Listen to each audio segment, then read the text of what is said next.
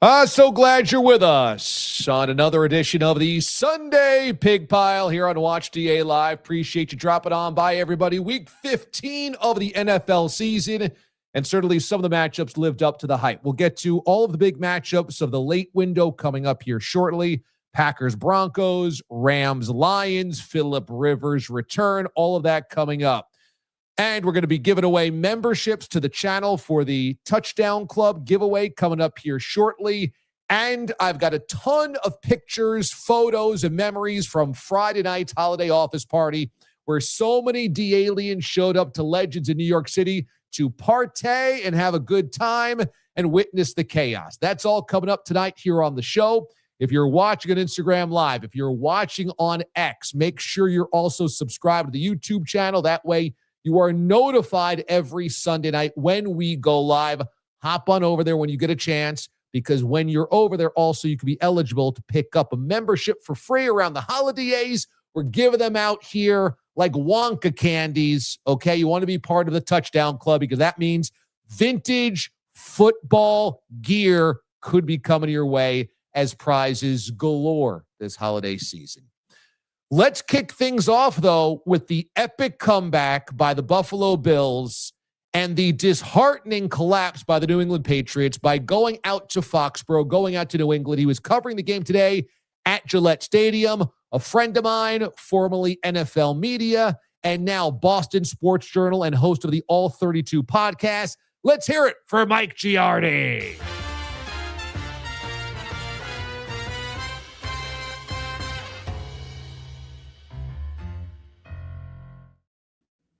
Mike, my man, how you doing? You thawed out? I am thawed out. I'll tell you what, I like that intro. That might be my walk-up music wherever I go now. At supermarkets, doing last-minute Christmas shopping. I think I need that. I'll get people's attention.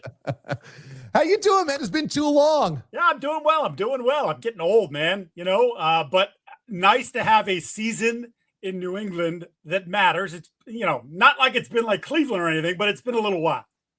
It has, which is so interesting that we're talking about December games that matter for the Patriots because it used to be a foregone conclusion. January games were penciled in before every year. This was a dramatic tale of two halves. What were the adjustments you saw at halftime that led to the comeback by the Bills? First of all, I give the Bills credit in terms of sticking with the run game, continuing to pound the Patriots up front. And, when you're down 21-0, you're down 24-7 at the half as they were, you could easily say, the hell with that. We're going to have to throw it every down. We've got Superman. We've got an alien in Josh Allen playing quarterback. Let's just lean on that. And they said, no, we're going to continue to use our big front offensive line, lean on the Patriots who are without Milton Williams, who's still on IR, and just get after him that way. I thought James Cook was fantastic in the second half. I thought that offensive line was fantastic in the second half. And when you look at it, Josh, 3 touchdowns, rushed for almost 50 yards, but 193 yards passing. It wasn't exactly a vintage Josh Allen performance, but put it all together, and they found answers in this game. What happened to the Patriots offense in the second half? The Bills defense has been really a big problem the entire year. And when they're down 21-0 early, it's like, oh God, the Bills defense let them go again, let them down. But yet in the second half, the Patriots only had one scoring drive. It all came on one play. What happened to the Patriots offense in the second half? Yeah, it's a great question. I'm looking forward to sort of digging into the tape tomorrow and seeing exactly if there are any schematic changes. But based on what the players told us in the locker room afterwards, it was the same stuff. They just didn't do it with nearly the efficiency that they did in the first half. The Bills brought pressure, continued to bring pressure, and then on a couple key downs, including the last play, Joey Bosa tipping the ball away there in the flat, little disguise. Felt like Drake May never really got comfortable in the second half after looking incredibly comfortable in the first half, and he took a huge hit from Greg Russo early third quarter, I believe it was. And I wonder if maybe that had something to do with it. Of course, he's not going to say, I don't know, but he just wasn't the same quarterback in the second half. And to me, it felt like as much on the Patriots as it was anything that the Bills did. I think just Drake got out of rhythm and couldn't find it back. So in that locker room, I want to know the vibe of the Patriots. Was it, demoralized because they felt like they beat themselves? Was it admiration for a Bills team that's won the division 5 straight times? Like, that's who we got to get through and we're not there yet. What was the vibe in there? Very matter of fact. And I think the confidence remains high. I think they saw what they did in the first half, and hey, we just didn't make enough plays in the second half and let it get away from us. But in terms of Kayla Von Chason said afterwards, are you worried at all about confidence? He's like, our confidence is still a 10. No, nothing to worry about. Harold Landry said the same thing, basically like, hey, we knew what they were going to do. We just didn't stop it in the second half. But if you think in any way, shape, or form that's going to affect us going forward, we'll come in on Monday, we'll watch the tape, we'll make corrections, and then, hey, we got to go to Baltimore. It's a tough place to play, so we got to figure it out, turn it around really quickly. For those that don't know, Mike and I go back, nearly 20 years now, because I was in Boston starting in 2009. And during those years where I got to know Mike, the Patriots were the standard in every game that they played. And I wonder, when you see the Patriots now, do you feel like they're not quite ready for these types of moments, like they need to learn from these things? Or was this just kind of they let the focus go, or was this just a great Bills performance in the second half? Well, I think they talked all week long about the Bills playing 60 minutes, and you even saw that, earlier in the season when they played them, that the Bills, doesn't matter what kind of hole the Bills put themselves in, because they have Josh, there's this belief that they'll come back, and they've done it a ton this season. Just did it again to Cincinnati this past weekend. But in general, I think this is a Patriots team that is ahead of schedule. I think everybody can agree. No one thought 11 wins was going to be on the table, and there's still, multiple games left in the year. I still think they're an offseason away, DA, from having the kind of team that Mike Vrabel envisioned when he took over in January of last year, in terms of they need another good draft, another year of whether they go big in free agency like they did this past year, or just, add some pieces, because they're very thin in certain spots. And I think today was the day where you saw that. Robert Spillane was their big money free agent linebacker, didn't go in the game. He dressed but didn't play, had the foot injury. They struggled at times without him in there. He's the green dot guy. He's the leader. He, as the guys up front always say, like, he knows stuff that's happening before it actually happens. And as the season's gone along, when he tells us something, we're like, oh, just Robert knows. We're just going to do what Robert says. Not having Milton Williams obviously is a big deal, because I think he's, at least to this point before the injury, had earned every dollar that they paid him this year as one of the highest paid free agents. So to me, I think they look at it and say they're still a year away. That said, in the moment, the way they've been playing, the way Drake has been playing in particular, they feel like it can go anywhere at any time and beat anybody. And look, you can look at the schedule and say it's not very strong, but you've beaten the teams that are in front of you. That's all you can do. We see teams that are maybe more talented, but then have a letdown somewhere along the line. They hadn't had that letdown until the second half of today. And I'm not so much as going to say that's a letdown as it's the Bills. That's a team that didn't want to go quietly, that still thinks they are the cream of the crop in the AFC East. And they had a second half performance that showed that. In your perspective, who's the best team of the AFC? It's a great question. I think it changes from week to week. If you had asked me last week, in fact, I did this for a TV show where I had the Chiefs at like 4. They're like, Mike, the Chiefs they're 7 and on the playoffs. I'm like, yeah, but they've been in every game. They have Patrick. They have Andy. They've been through this whole thing. So until they're dead and buried, I would say I wouldn't want to play them. To me, probably the best team right now today is the Houston Texans. And I don't know if that'll be the case next week or 3 weeks from now or when we get to the playoffs. But that's a team that CJ Stroud is rounding into form, coming back from the concussion. I think he was playing well before the concussion for like 2 or 3 weeks. Then he had the concussion, and they started to turn around with Davis Mills. Like, no, CJ is still that dude, and their defense can go anywhere, as we saw. Go to Kansas City, play whoever, whenever, and that defense travels. So that's a team that I don't know if they get probably not going to get a first round bye at this point, where they're standing a couple games back in the AFC, or maybe 3, depending on how Denver fares. But like, that's a team I wouldn't want to see at any point, because Will Anderson, Daniel Hunter, that secondary, forget about it. Absolutely right. I wonder also, when it comes to this AFC playoff picture, how bizarre it's going to be to not have the Chiefs anywhere close to like playing the here they come, that serial killer in the movie that you just can't kill. In your estimation, what happened to the Chiefs this year? Because you watched a lot of Patriots teams that might have been not good enough to win the Super Bowl, but good enough to make the playoffs. This team wasn't even good enough to stay in the playoff hunt until Christmas. Yeah, so it's interesting, and I've kind of compared them to sort of the in-between period, and the Patriots went a long time between Super Bowls, 04 to 14, at least in terms of winning a Super Bowl. They got there a couple times, didn't win. But there was a point in which the roster got a little bit old with some of your better players, and the decline started to happen. And you still had Tom Brady, you still had Belichick at his genius, pressing all the right buttons. But there were times in big moments where, hey, that guy used to make a play for us. He doesn't do it anymore. And I look at Travis Kelce being the perfect example, right? Like, he's not washed, but he's not Travis Kelce. He's not the guy that you say, this thing funnels through him offensively other than Patrick. And like, we've got to put two guys on him. And when you do that, then McCole Hardman, whoever it might be, somebody pops free and you're like, how do we get beat by McCole Hardman? Now it's a case where it's like, they don't have that guy. And I think defensively, Chris Jones, we saw 2 weeks ago, have the awesome game against Houston. But if you go look at it from a week-to-week basis, he's not the same player. So he was their game ender basically on defense. And now Travis Kelce, probably their game ender on offense. He's not the same guy either. So I think they've just gotten a little old. And I think there are still pieces there. But in some ways, not making the playoffs might be the best thing for them in terms of, all right, we got to look long and hard at our roster. We hung on to this for 7-8 years, had this great run. Now we're hitting a reset button that the Patriots admittedly hit, but didn't hit by missing the playoffs. They're going to hit it, miss the playoffs, and we'll see what they do coming back.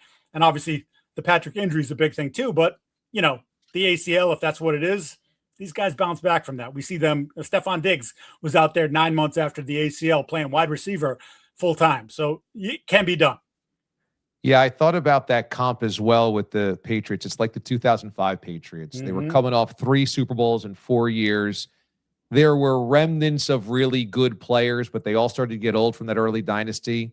And that was the playoffs. I think they lost in Denver divisional round weekend. It was like, good, they can make the playoffs, but they weren't a great team that year. And they needed a reset. And obviously, a couple of years later, they were undefeated going to do a Super Bowl. So we'll see about the Chiefs. For joining us tonight here on the program, my friend Mike Giardi is going to receive a bottle of Santo Tequila made by Guy Fieri and Sammy Hagar, rock legend. This is their collaboration. As you can see, the holidays have been stressful around the Amendolara household. That's why there's only a little bit left in this bottle, but you're going to get a full one sealed, Mike, on your doorstep for the holidays. Very nice of you, D.A. Always a pleasure to see you, talk to you. Enjoyed the show as always, and maybe we'll do it again sometime soon. Right on, buddy. Thanks so much, Mike. Thank Mike you, Giardi. Check him out. Boston Sports Journal and the All 32 podcast. He's a great football mind, and he joins us tonight here on Watch D.A. Live. Love having him here on the program. Let's play him out here, Ben.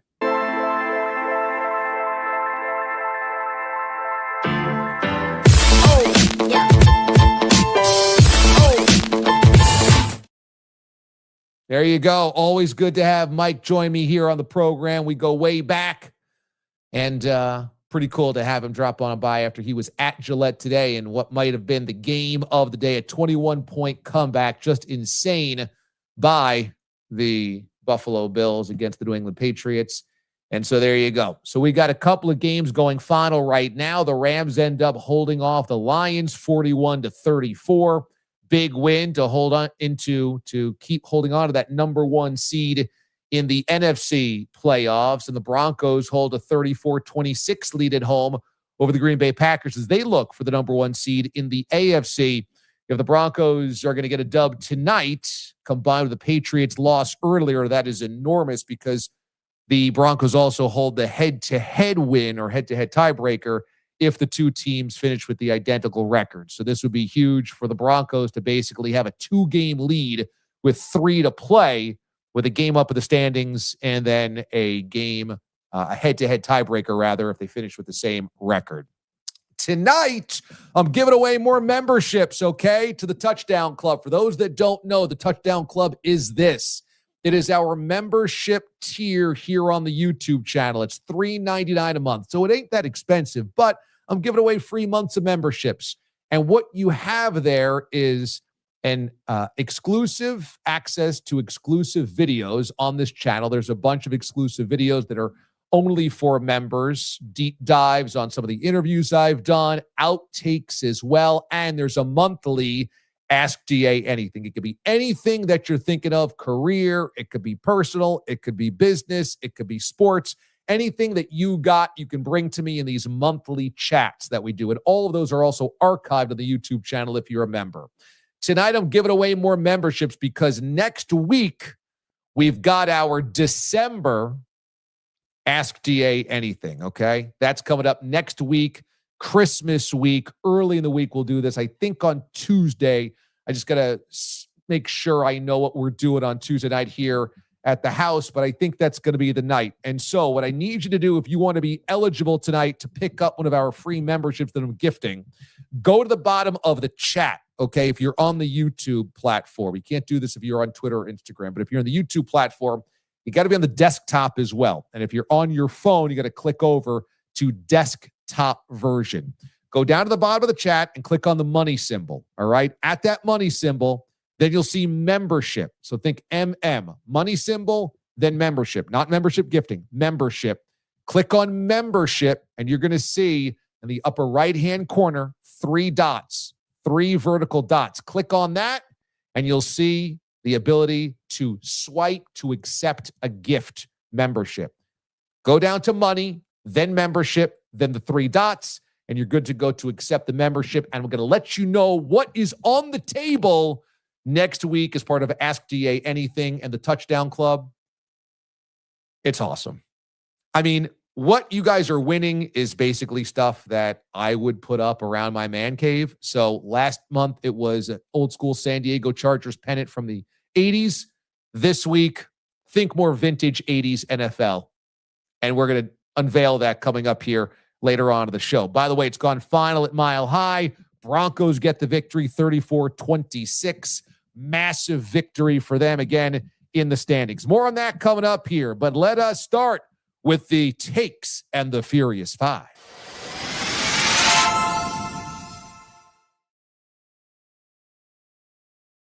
The Furious Five begins where else but in New England, where the Bills come back from down 21-0. And as our producer, Ben Spector, says, it fit the bill for Buffalo. Very nice, Ben. That comeback by Buffalo is for better or worse who the Bills are in 2025.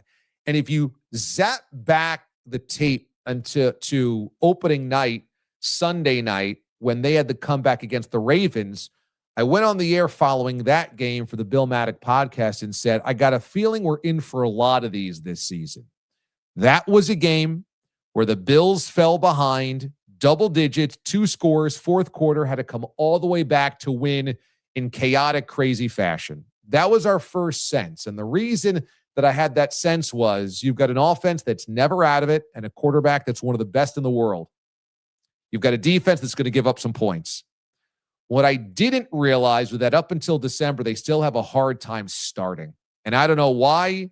It happened last week against Cincy, happened again today against New England. They've got a tough time starting, and it's going to kill them if they go to the playoffs with that as their, as what they do, as their formula. But they're so dangerous because for some reason defensively, they tighten up in the second half. They were so much better defensively in the second half. And because they have Josh Allen, and they've got a really good running attack as well. And today, they took advantage of a weak middle of the defensive line for the Patriots. They just kept gashing them right up the middle. This Bills team is anything but boring. And because of that quarterback and because of their ground game and because they're able to adjust in the second half, they can go to a Super Bowl. And I've got a bet with Maggie Gray about them being in the AFC Championship game. I'm still sticking to it. I think they end up in the AFC Championship game. And if they do, Maggie's eating a dozen atomic wings at 10 o'clock in the morning with a couple of blue lights, okay? If they don't, I'm doing that. But I just think in this year's AFC playoff picture, saddle up and ride with that quarterback and a defense that makes significant adjustments and creates turnovers in the second half. Don't fall behind by 21, but you do have the type of team that somehow thrives. And I also said this all week.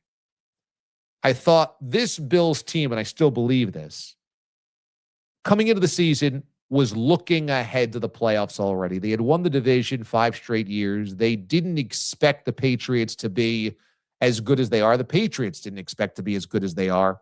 And when they got beat by the Pats, it was a shakeup there. Like, hey, nothing is given to us. It's not like they played great football after that. But I thought today you were going to get your best of the Bills because they had been woken up by the Pats in game number 1. Now, I don't know why they didn't start hot, but they finished really well. And I think that was an important thing for them to reassert their dominance of the division.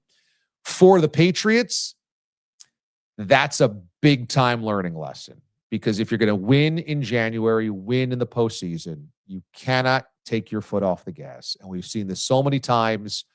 A young team, a good team, an inexperienced team gets into the playoffs, builds a little bit of lead, might exhale, and a team with more experience goes, this is our door to walk through, to run through. The Pats will learn from this. They're really well coached. And they've got a quarterback that's really excellent as well. And the fact that they ran for 250 against the Bills is horrifying to Buffalo defensive coaches. Then again, they've been looking at horrifying defensive numbers all season long. But the Patriots took it for granted in the second half. They took it for granted, and they just couldn't finish. And that is the sign of a team that's not quite there yet. All right, next up, how about the Chiefs? Wow. We have not even hit Christmas. And as Ben would put it in the headlines, very nice, rain, rain, go away. Now, that's a good pun. That's a big swing on the pun list. I think the Kansas City Chiefs are at the end of this chapter. It's not the end of the dynasty. It's the end of this chapter. And those are very different things. People want to say it's the end of the dynasty because people are sick and tired of the Chiefs. It is not. It is not. There have been many a season throughout dynasty NFL history that fell short of the intended goal. There's been certainly seasons where you scratch your head and said, that team was better than that. So what happened? And I think that as long as you have Patrick Mahomes and Andy Reid and that front office and that GM assembling a roster, and you still got good young players, McDuffie, Karlaftis, so many others, Rashee Rice, go down the list, Worthy, they've got guys that will bridge into the next era of being very competitive and competing for the division and perhaps a Super Bowl as well. So this is not the end of the dynasty. Here's where it's concerning, is that when the bottom dropped out, it really dropped out. In 2005, it was a transition year for the Patriots, but they still made the playoffs. They had won 3 Super Bowls in 4 years. They still made the playoffs, lost in the divisional round. In 2006, they went to the AFC Championship game, lost to the Colts.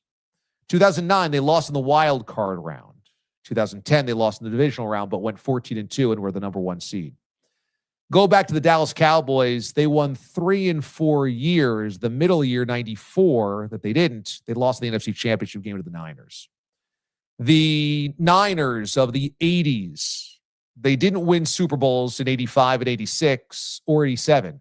They went to the playoffs every single year. In 87, they were the number 1 seed. The Steelers, the 70s, this was a squad that won 4 Super Bowls in 6 years. The middle 2 years they did not win. They still went to the playoffs. The scary part is that there have been many dynasties that did not win every year, but they all made the playoffs or had a strong season. The Chiefs are sub 500 and eliminated by the time we hit mid-December. So everything kind of came apart. And that tells me a smart front office like the Chiefs have will recognize they were already patching it together a little bit the last 2 years. Remember, 2 years ago, they go to a Super Bowl, they get pushed to overtime and win it. But that's kind of a crazy game in itself. A lot of people thought that the Chiefs couldn't win a Super Bowl with those wide receivers. Remember, they played wild card weekend, had to go to Buffalo divisional round, had to go to Baltimore AFC Championship game, pulled the rabbit out of the hat, and then went and won in overtime. Last year, all of those one-possession games. I mean, you're blocking a field goal. You're waiting for the Raiders to drop a shotgun snap. You have this, you have that. You have all these crazy ways to end games, all one-possession games. You survive the playoffs, then you get to the Super Bowl, and the luck runs out. You run into a buzzsaw known as the Eagles and get absolutely crushed. And then now it all kind of comes apart. I think they've been getting by on fumes a little bit. Wide receivers aren't great. Tight end, really now very old and could be retiring. No dynamic force at running back. And the exhaustion of having gone to the playoffs year after year after year, deep into the playoffs, 7 straight AFC championship games, and 3 straight Super Bowls. There's always a Super Bowl hangover, which is why I bet against them coming into the season. I did not think they'd get back there because teams that lose the Super Bowl rarely, if ever, do. But I did not think they'd miss the playoffs altogether. And I think you are seeing a wheezing to the finish line, and Veach and Reed will know this is our pivot moment. We don't have to keep kind of putting the Band-Aids on this thing. Let's let some guys go. Let's wave goodbye to a few guys. Let's bring in some new blood. Let's reboot. And I think they will. They've got a really good GM. Really, really good GM and a really good head coach. And I don't think Andy Reid's going to retire. I don't sense that. So this is a moment where the Chiefs look really fallible and are very mortal. But it does not mean this is the end of their greatness. Next up on the Furious Five.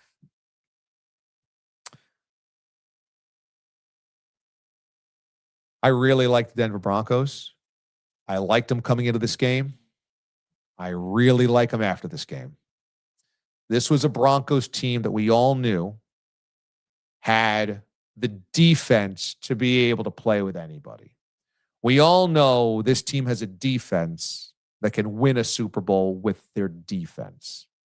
The question marks have been on offense, that quarterback playing down to the competition. And what do you do if you are going to be a team that is going through the gauntlet of the postseason? Can you match some firepower when needed? And they did exactly that. Today, against the Packers, they put up 34 points. Bo Nix had more than 300 yards passing and 4 touchdowns. They were able to, especially late in this game, put together the drives, put together the touchdown drives and the scoring drive that they needed to take the lead and then put the stamp on this game. I thought that fourth quarter, or third and fourth quarter, those 2 touchdown drives, one was 11 plays, one was 9 plays, both spanned about 70 yards, which took them from trailing 23-21 to up 34-26, were 2 real big boy drives. Really, really impressive drives. And to me, the Broncos are starting to show how their recipe is going to be going into the playoffs. Really strong defense, create some turnovers, unbelievable diving interception by Patrick Surtain today, but also a quarterback that when the moment calls can step up, and a very good head coach. If they get the 1 seed, which right now they're really in the pole position for, it's really tough to beat them in Mile High. It's really tough to beat them in Mile High. Now, I don't think they're unbeatable there, but it's tough. And then they get the bye as well to let some chaos happen. You know, there's going to be an upset on Wild Card weekend or 2. That could help them out. And then they've got maybe 1 or 2 home games there. I think this Broncos team today showed a lot of moxie in how it would be for them in a playoff caliber game. They played down to the Raiders. They played down to the Commanders. They played down to the Giants, yada, yada, yada. But if you can step up against the best teams like the Packers are, one of them, that's a better indicator of what you will see in the postseason. Really impressive victory today. How it was done, especially falling behind early and getting it done, and a quarterback that has had a lot of question marks ends up getting it done. And, you know, the Packers continue to be perhaps the greatest tease in the NFL. They look the part, and then they don't. They give you hope, and then they don't. And now the Micah injury as well. So all of that being said, you know, the Broncos deserve a lot of credit for going out there and playing in a playoff atmosphere, playoff type caliber opponent, and finding a way to get it done on both sides of the football. And speaking of the Mike injury, I mean, I just spoke about the Chiefs. That Mahomes ACL tear is obviously a huge part of this equation of rebooting as well. And we'll have to see the severity. When you hear torn ACL, you're thinking gone for next year as well. Let's hold off on that because we have to see exactly why or what and prognosis.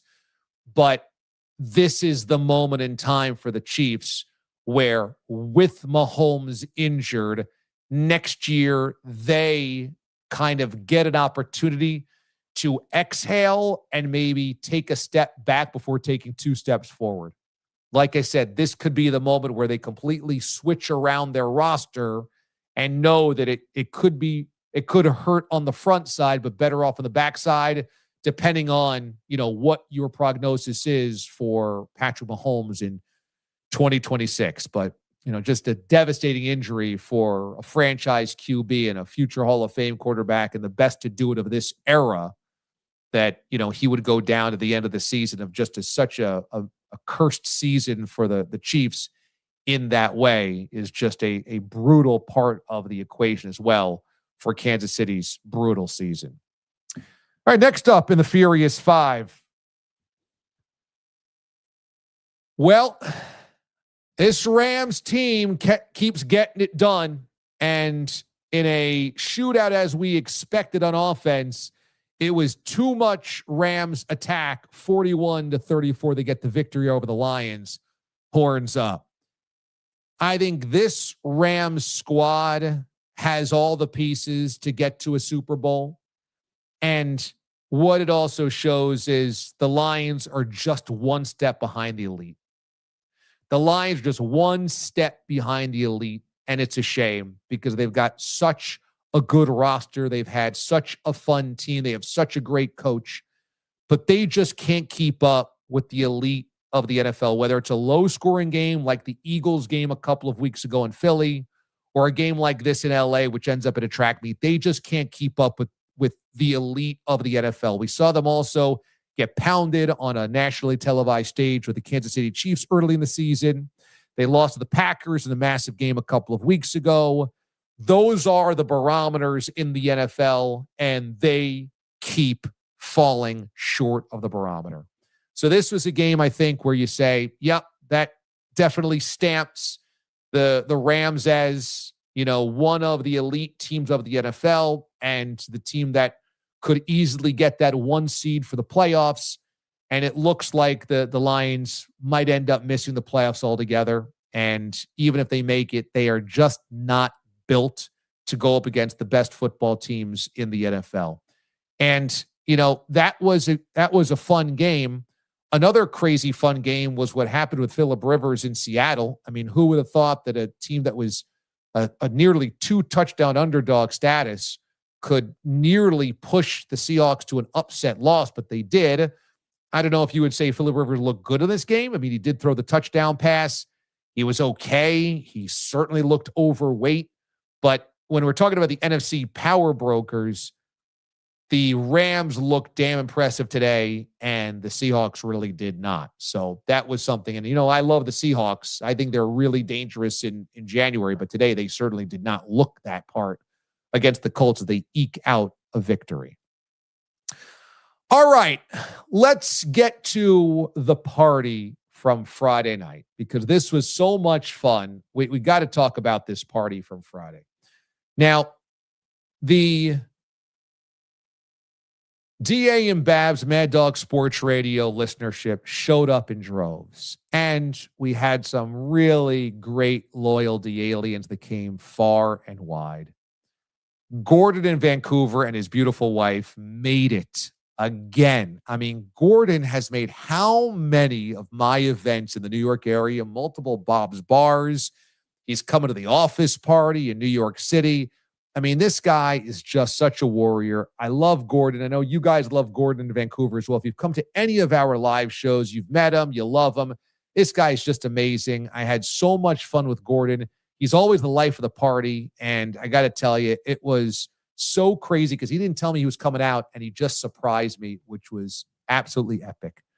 We had Avery in Las Vegas come out, known as 4K Worldwide. Avery was amazing. I owe him money because I couldn't get up to the bar and I was trying to say hello to everybody and take photos, etc. And then my guys were there from CBS Sports Radio. The old crew was there. So I said, Avery, can you just go and get the beers for me? And I had no cash on me and he bought them himself. So I got to Venmo Avery all the money for all the Miller Lights that I drank on Friday night. But he was amazing. And he's been a diehard D-Alien for a long time. So I loved seeing him as well. And then let's look through some of the pictures. First up, let's bring up Ben Spector. That's right, executive producer Ben Spector Gadget makes the appearance at Legends at NYC. Ben, throw up this photo of me and you in there because this was awesome. Love seeing him. He came out, eat, drink, be merry. That was so much fun to have him there. He got to meet all my guys from the old show. You got to meet the listeners as well and see the chaos of the D-Aliens and the listeners to Sirius XM. So that was awesome. Great to have Ben in the house. Super fun. Let's bring up the photo of the guys from the old show, the DA show on CBS Sports Radio. You had Mraz coming in. You had Bogues coming in. You had Pete the Body coming in. Look at those guys. Look at that crew. So good to have them all together. And for us to all be together was really a blessing around the holidays. Like that really made my whole year. You know, we did all get together at Bob's Bar, but that feels, so long ago. That was a hot day in July, right? Or June. And this was, a freezing cold day with snow on the ground. So it feels like a million miles away when we got to see each other last. And this was really fun. And a couple of those guys were planning to leave at one point, and I said, no, give me one more beer. And they said, all right. And that turned into a full bucket, maybe 2 buckets. So it's good to have those guys back. That was great. Speaking of D-Aliens, how about Wallace Myers flying in from Austin? Great to see Wallace. He's absolutely a member of the Touchdown Club. He's a member. That's how you know it, that green face right next to him. Love having Wallace there. And Wallace is a big Packers fan, so he took one on the chin today. But always great to see Wallace as a smiling face. And he is OG1 when it comes to memberships here on the YouTube channel. He was the first guy to sign up to be a member of the Jedi Council / Touchdown Club. So amazing to see him. And he's such a good dude. He's one of the best guys I know. And I'm proud to have him here as a member on the program. And great to see him as well. Let's also see the Sirius XM crew, the DA and Babs show. How about this? You got Louis Gold, executive producer on the left. You got Babs' no shirt in the middle. And there's Britt on the right. And we had the vows on Friday night because Britt was standing in for Beth, Babs' wife, as Babs was renewing his vows. That's right. He really didn't have a proper wedding when he got married 15 years ago. They just went to the courthouse. They had no ceremony. So Britt said, why don't we actually have a ceremony? You can renew the vows. So we did on Friday night at a bar, and Babs was hammered without a shirt on. But it was a beautiful affair. I gave a speech.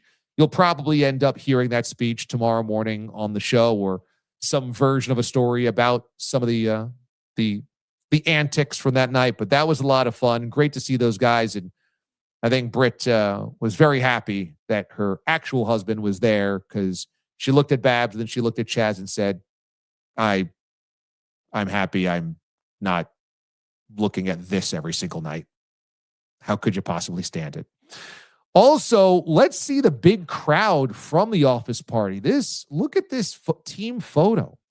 It was packed. Look at that. We had so many people there. It was so much fun. It just kept coming. The crew just kept coming. It was so great. We had people that we worked with, Sirius XM people, the CBS Sports Radio crew, behind the scenes, on air, listeners flying in, friends of both Lou and myself and Babs, and just so many good people, so many good vibes. Really great. And, if you were there on Friday night, you just knew everybody there was in such good spirits and such a good a good hang, that it really was a special night. And I was really, really thrilled coming out of there and how great everybody was that showed up, and just all positive vibes, which you have to love this time of year and in this these crazy times that we live in. And all of that was amazing, and all of that was special. But there was something even more special, and that would be our friend Randy Trask and his girlfriend Beth. Let's throw this up here because, first of all, Randy is a DA Hall of Famer for a reason. This is a DA Hall of Famer who was crowned in the first inaugural Hall of Fame class back at Bob's Bar this summer. And he shows up wearing Will Ferrell's elf costume. And that's kind of exactly who he is. Fun-loving, positive vibes, always there to make everybody feel good. He really is Will Ferrell, an elf. And there's his wonderful girlfriend, Beth. And so I loved seeing them so much. I was so happy. They made the drive from Ashtabula, Ohio. Randy has come out for multiple Bob's Bars. He's come out for Babs's house party. He's come out to office parties in New York City. I mean, he's put so many miles on his car to drive out to New York to see us that I just feel an incredible gratitude for him to keep showing up. And he's just the best guy. But there's a picture on the right there, and there's his beloved Cleveland Browns stuffy, and there is a Last Dive Bar pint glass there, and under that is a ring. And over the weekend, Randy proposed to Beth. And over the weekend in New York City, Randy popped the question, and these two were beaming. They were just beaming, and they have huge hearts.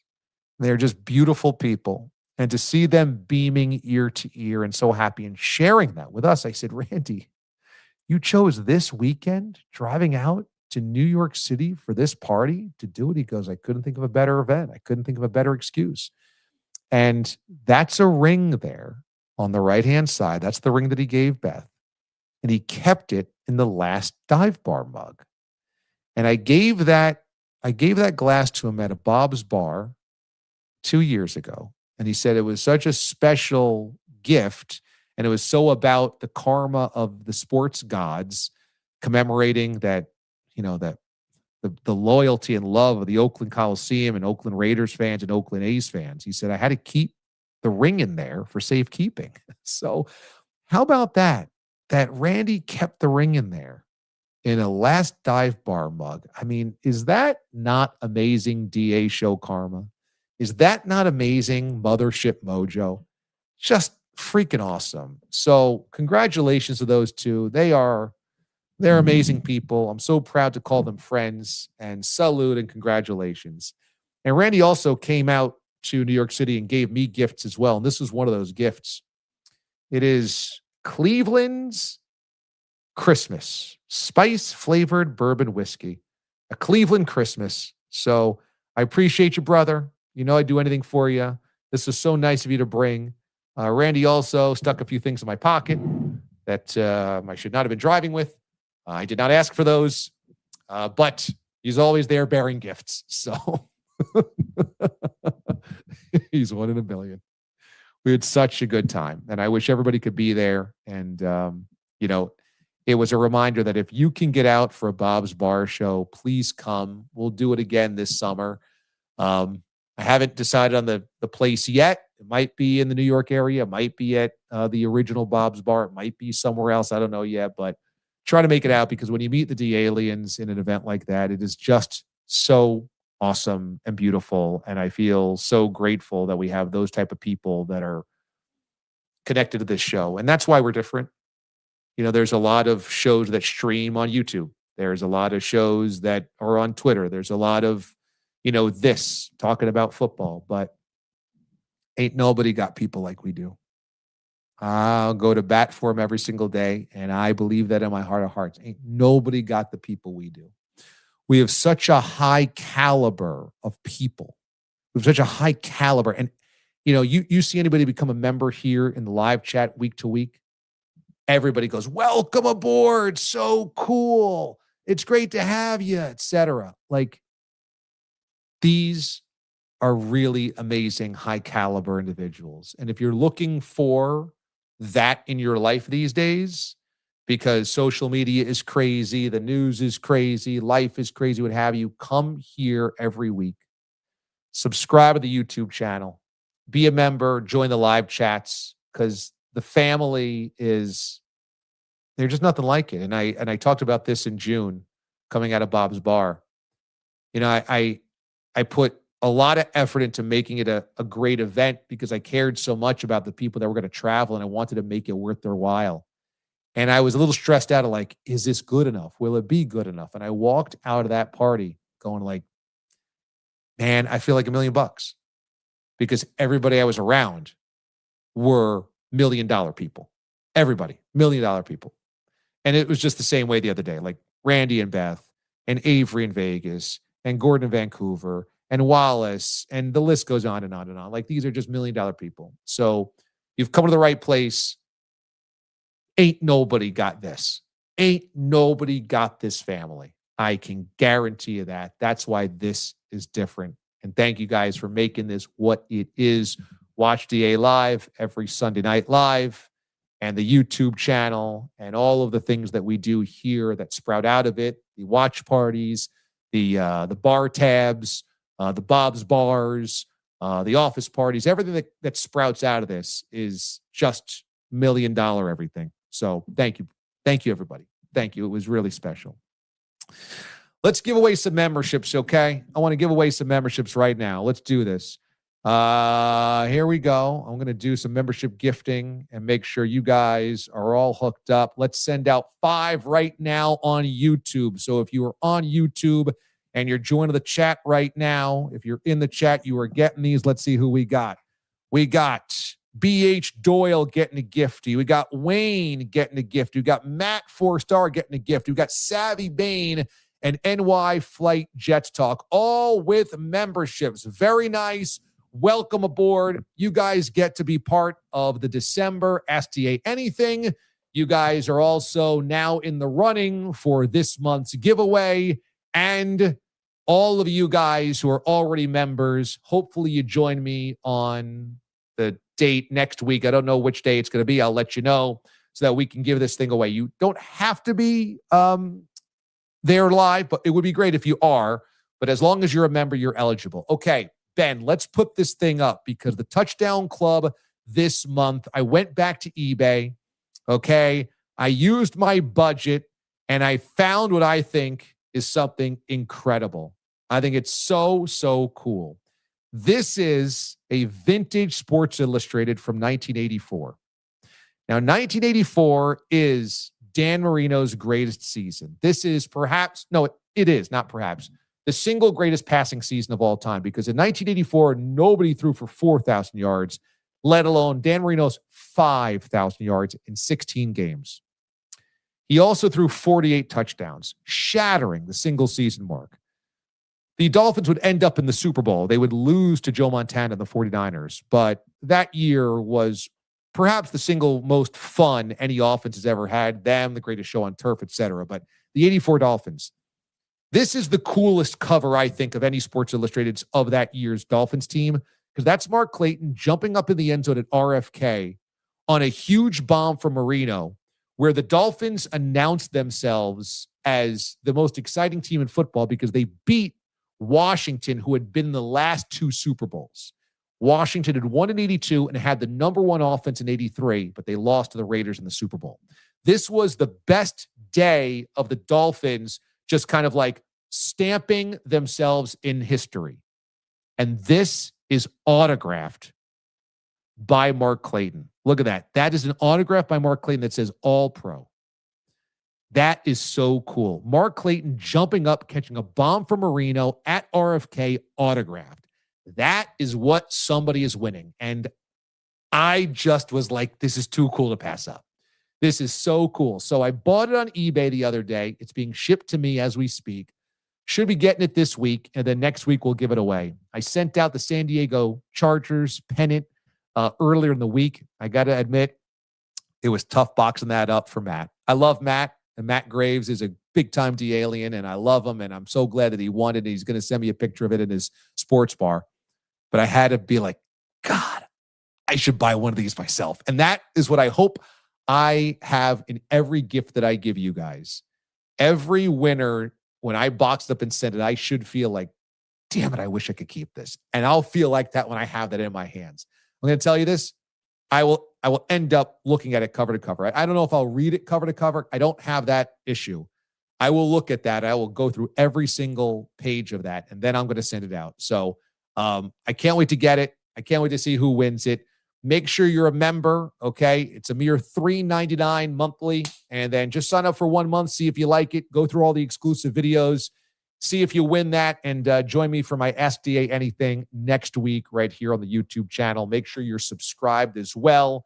So just hit subscribe, and then there's a join button above me to be part of the Touchdown Club as we give away badass, amazing, old school vintage gear right there. So got to love that. Also, speaking of winning, speaking of stuff to win, and I mentioned the Touchdown Club, it's all about having monthly chats and prize drawings and really cool just to get you guys, part of the inner sanctum, if you will, the Jedi Council, the Touchdown Club for all this cool stuff. So make sure you are doing your part to jump on board and to do it all because it's just such a cool crew. Even if you're not a member, though, how about this? Look at what the Santo giveaway is for the end of the football season. Santo's so great. They're the title sponsor here, and they're giving away those 2 chairs and that fire pit. So for that, you don't have to be a member. You just have to be a subscriber to the channel. 1 subscriber is winning that at the end of this football season. So if you're watching on Twitter, if you're watching on YouTube, if you're watching on Instagram, make sure you're getting to YouTube and just hit subscribe. That way you're eligible. That's all you got to do is just hit subscribe. You're eligible then for the Santo giveaway. How badass is that? That's over a $500 value that Santo's giving away to one of you guys at the end of the football season. So big ups to Santo. We love them. They're huge supporters of this show. They love what we do. They love you guys. They want to keep giving you guys cool stuff. And I was like, absolutely, we'll take it. We'll give it away, and we will love it. That is such a cool prize. All right. Let's bring in Ben. And Ben Spector, executive producer of Watch D.A. Live. Ben, I made you a graphic this week. I don't know if goodness. In the in our media assets folder, but here we go. Da da da da da. Ben Spector gadget. Da da da da da da da. Da da da da da. Ben Spector gadget. Da da da da dum. Dum dum. This young man here has a bright, bright future in sports media. He actually worked for the Orlando Magic's radio broadcast team last year. We're lucky enough to have him as part of our show. He's a Newhouse grad from Syracuse, so he's got the broadcast chops. And he's also here to take us through his favorite comments and also things that he learned tonight of the show. So why don't we do the more you know right off the bat here, and Ben Spector Gadget would probably discover something. So what did you discover tonight on the show? I discovered that you also believe in the Denver Broncos, but I don't. Is that a new mug, by the way? That's a new mug that I've seen. That is a Rosie the Cat mug. I actually had this for a little bit, but I was using the football mug for a while, but I pivoted back to Rosie the Cat tonight. Yeah. Well, you kind of talked me into the Broncos. Okay. Because I'm not a big Broncos person personally. I don't see it. I like. Do you dislike the Broncos, or you haven't seen them as championship caliber? Haven't seen them as championship caliber. Okay. I think I'm a little slow on the whole Bo Nix belief system. Totally thing, fair. Which is totally fair. Which is I don't really have anything to back that up. I just have this thing with Bo Nix. No, I mean he's had really bad games this year. I don't blame him. He's had really, really bad games. I was slow on the uptick as well. I only started buying in 2 weeks ago. Oh, so you're new too. Yeah, I'm new to this bandwagon. Yes. But I look at the AFC playoff picture and I'm like, okay, if they get the 1 seed, who can go to Denver and win? Now, I don't think the Broncos are unbeatable, but with that defense, I think they cause a lot of problems, home field advantage included. And if their offense can, create some big plays, they could be the most balanced team in the AFC. I look at the AFC and I see the Bills and I see the Broncos now, and I'm not sure the Patriots maybe, but today kind of changed that. So I was looking for another team to believe in besides the Bills. And you talked me into the Broncos. I'm not saying definitively that I'm in on the Broncos. Did Mike Giardi talk you into the Texans? He did. He did. Okay. The Texans are definitely I think I need to see more consistency offensively. Okay. The defense is definitely there, and that's where Mike got me. Yeah. Totally. That was more verification of my beliefs that, hey, if Mike believes it, that's a good person to also be in line with what I'm thinking. So yeah, so the Texans definitely as well. All right. Yeah, interesting stuff. We got some interesting comments here. Okay. We talked a little bit about the Chiefs. Wallace asked, have we seen the last of Kelsey? Now, before you answer that question, I just want you to know, with Rain, Rain, Go Away, the first thing I had was wedding planners. And I had the picture of Kelsey. Really but good. I felt that was a little too mean on the personal life situation, even though it's a public personal life. You're too kind. Nah, it's fine. So I went the Rain, Rain, Go Away route. But I thought it was the last that we've seen of Kelsey? I think so. Last year, he wanted to play the entire season, try to get another ring, fell short, but he was already not on the same page as Mahomes so often, wasn't getting into the end zone a lot. Now this year he's fallen off even more. You saw the bobble and the interception last week, which crushed them against the Texans. Now you have Mahomes injured. Travis Kelce ain't coming back for 3 months of a backup quarterback next year. I don't see him coming back. I think he retires after the season. I agree. There's those pictures of Jason Kelce from a few years ago looking sad on the sidelines in 2023. You look at the pictures of Travis Kelce now, it looks similar. It looks does. like it's a similar tone. Yep. Another one here from El Capo. What was worse, the Patriots blowing this lead or the Bucs on Thursday night against the Falcons? I think it was 3rd and 28. I think it was the Patriots, because the Patriots had a chance to win the division and assert themselves as a dominant team in the AFC and still stay in the race for the 1 seed. And they had a 3-touchdown lead at home. The Buccaneers, they blew to the fourth quarter, but the Buccaneers are a flawed team anyway. The Buccaneers are not going to win much in January. I doubt they even win a playoff game. I think there's going to be some good NFC wildcard teams that one of them will go there. Look, it could be a lot of teams, but maybe the Seahawks, maybe the Niners. Somebody could easily go to Tampa Bay and win that football game. So, it was ugly how it happened, but it happened from a team that I could see that happening. The Patriots should not have allowed that to happen. There was too much on the line for the Pats. You think Buffalo's a way better second half team, and it was more just Buffalo being Buffalo than it was like the Patriots blowing it? It's certainly part of it, but I thought that the Patriots defense, which had been pretty good in the first half, just completely melted the second half. So I think there was an exhale, and I think that the defense just started to give Josh Allen momentum plays. And once that happened, the Bills start rolling downhill. So the Patriots have to look at themselves in the mirror and ask themselves how they let that happen. I saw this stat from Howard Simon, who's a radio personality up in Buffalo. First half Bills minus 29 scoring differential this season. Second half plus 116. Plus 116.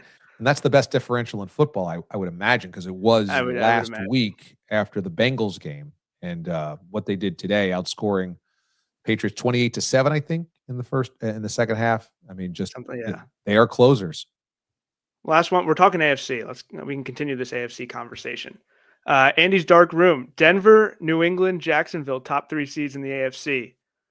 When you were making your predictions for the NFL season, did you have those 3? Let's see. I thought the Denver hype was unwarranted. I thought it was a lot of hype. I did not think they were going to be that good this year. I probably put them in as a wild card. I didn't flesh out my entire playoff picture, but I did not think they were going to win the division. The Patriots, I also thought was a lot of hype, and they weren't going to be as good as the hype. I thought they would be a fringe playoff team. And the Jags, probably the same thing. I thought they'd be a fringe playoff team, although I wouldn't have counted them out because the AFC South, I would have thought was going to stink this year, as it normally does. So a Colts, a Texans, a Jags, all could be just thrown into a hat and shuffled up, and it's all the same before the season. So that one wouldn't have shocked me, but I'm surprised at how good the Jaguars are. Now, I will tell you, I don't think the Jaguars have a deep playoff run in them. So I think some of this is a little fugazi, but yeah, all of them very surprising to be top seeds in the AFC, in an AFC where we all thought Chiefs would be back and good, Ravens were going to be really good, Bills were going to be really good. I thought the Bengals would be really good, and none of those are going to be in the top seeds of the AFC, which is pretty crazy. Yeah, it's. I never thought the Colts would start off this hot. So I mean, they obviously have cooled off, but another surprising NFL thing. It's a league that continues to surprise you. No kidding. Yep, absolutely. All right, very good. Those are the comments you got, Ben? Yep. Okay, let me hit a few of the other comments here. Let's see. Moshi writes in, I say tweets. I know you aren't happy to see friends of yours losing jobs, but is there any kind of sigh of relief on your part that you left CBS and still have a job and at a workplace committed to radio? Yeah, this is an absolutely brutal thing, and I addressed this in a column that was on Barrett Sports Media this week, and that's a trade and industry website that has all news of the radio industry and sports media industry. I tweeted that out if you have any interest in checking out this profile that was done, and I addressed it. It is gutting. It's demoralizing. I spent 11 years of my career at CBS Sports Radio and did some of the work I'm most proud of in my life with those guys and that staff at CBS Sports Radio. And for those that don't know, on December 31st, it's over. They are cutting the cord, pulling the plug on Infinity Sports Radio now. And some of it will evolve into Westwood One Radio. There will be a few people that go over to the new network, but not many. And so there's so many people that are at CBS Sports Radio, now Infinity, that will not have jobs on January 1st. And it's really hard because, I was there for the launch of that network. I can't really even describe with words how thrilling it was for me to be part of a national network, especially upon launch. When I got that job in late 2012, we launched in 2013. And to see it go away is really kind of surreal. At the same time, part of the reason I left for SiriusXM was I saw some writing on the wall. We had seen it for years. We had seen financially the numbers weren't working. They would never give us the exact numbers, but we sensed it. We saw cuts. We saw lean budgets. We saw things that behind the scenes, would suggest that they were always crossing their fingers that it was going to work financially. And so, as unbelievable as my show was at CBS Sports Radio, and frankly, 2019 to 2023, 2024, when I left, I left in 2023. Those 4 or 5 years of morning radio on CBS Sports Radio, I would put up against any sports radio show at a national level that has ever done it. I think we had done radio to a level that matches anybody's execution. It was dynamic. It was eccentric. It was fun. It was smart. It was clever. It was stupid. It was unpredictable. It was predictable. It was amazing. But I did sense that there was signs that it wasn't going to be very long, that they could keep the lights on.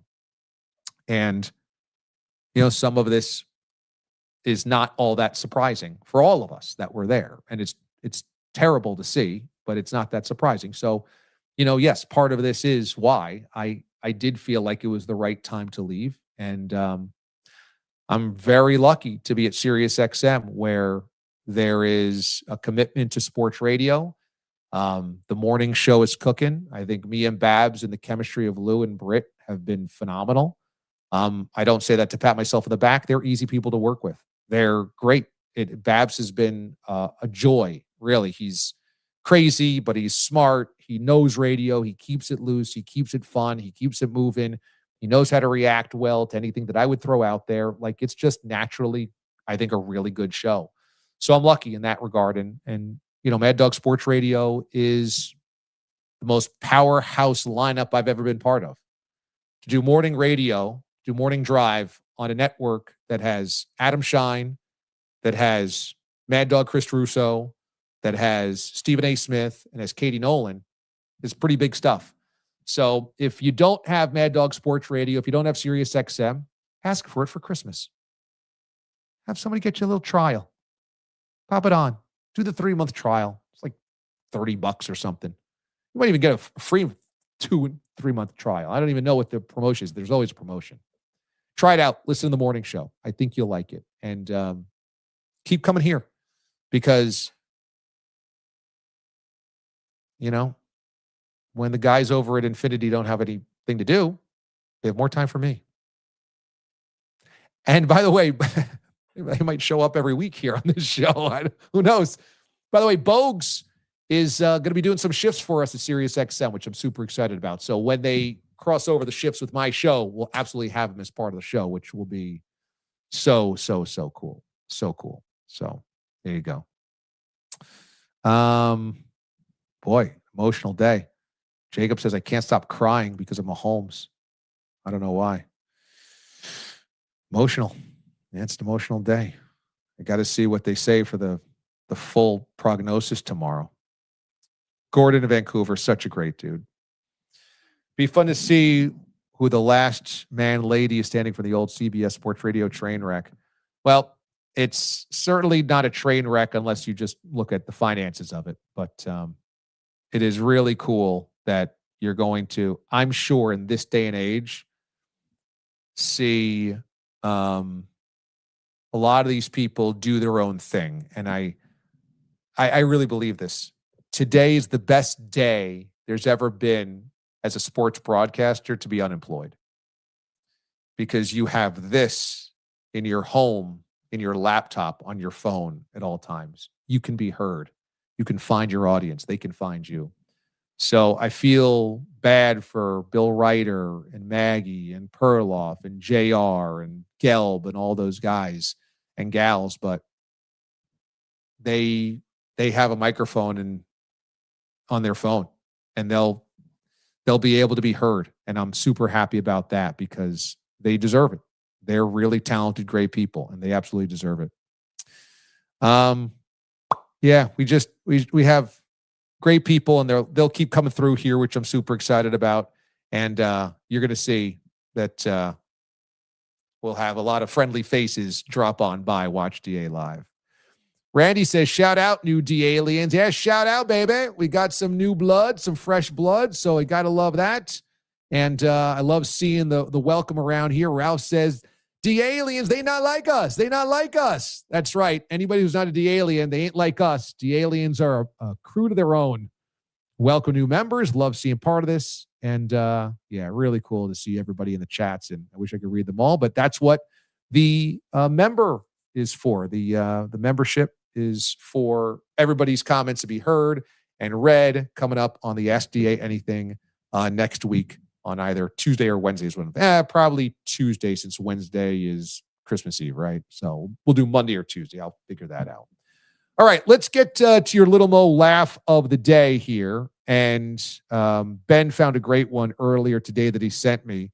Okay, outside of Gillette Stadium, as Patriots fans were walking in to the stadium, you had a Vince Wilfork jersey over there, right? It's a good old school Patriots jersey. But also, how about number 25? Who's number 25?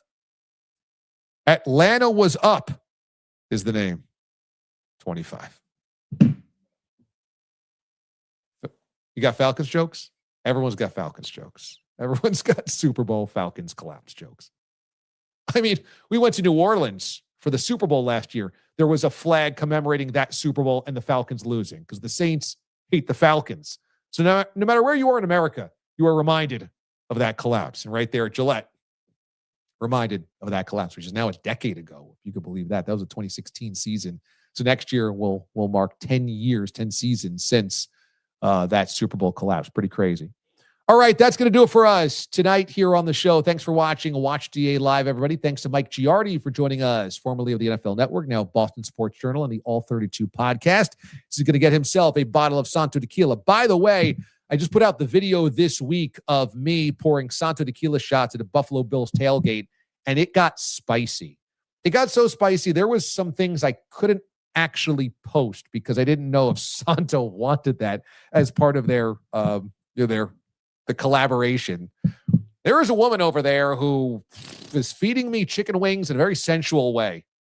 And you'll just see it on the video. But there was a few licks that I had to not put in the video. So check that out. That is available right now for your viewing pleasure. Check it out right now for your viewing pleasure on our YouTube channel.